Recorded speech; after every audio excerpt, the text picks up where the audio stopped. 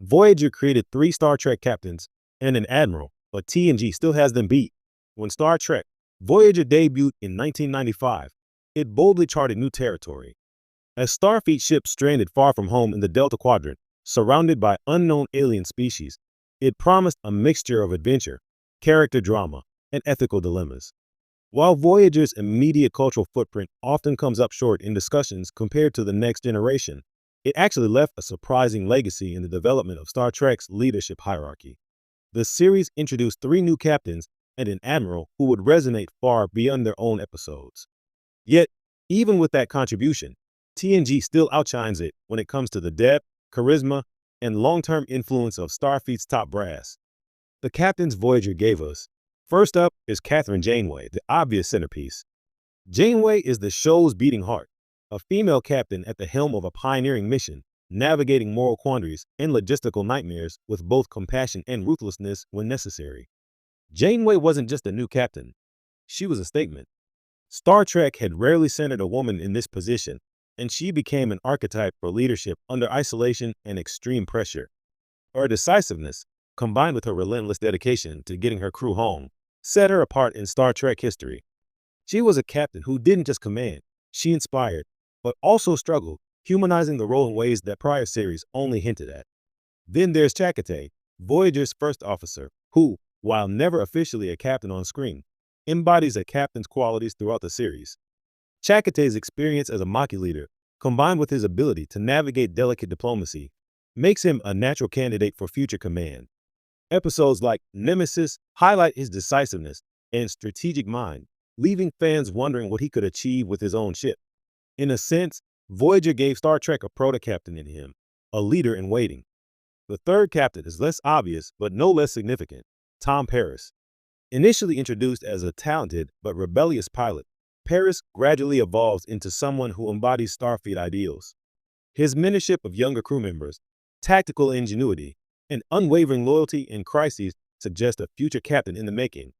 Voyager subtly built him up as the bridge between raw talent and responsible command, a trajectory that mirrors TNG's own emphasis on character growth among potential leaders.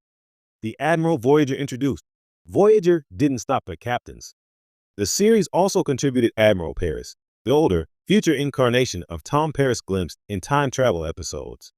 This version represents Star Trek's fascination with legacy and consequence. An admiral who rose from the ranks of Voyager's crew is an interesting twist on the Starfleet ladder. It shows how the series imagined career trajectories stretching beyond the immediate crew. While this is more of a narrative tease than a fully realized character, it reinforces Voyager's commitment to long-term storytelling and the consequences of leadership decisions over decades. But TNG still reigns supreme. Despite these contributions, TNG still has the edge in creating captains and admirals whose influence and charisma are hard to match.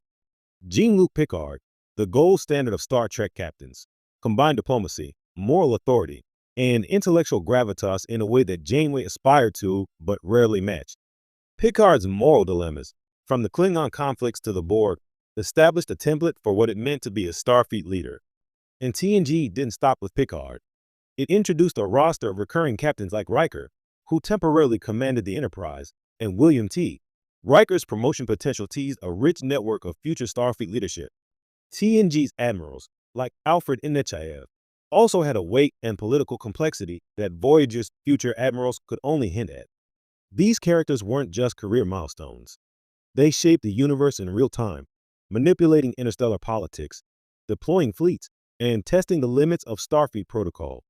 Voyager's admirals, by contrast, exist mostly as narrative touchpoints, highlighting what could be rather than what is.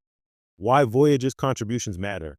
Still, Voyager's introduction of multiple captains and a future admiral isn't trivial.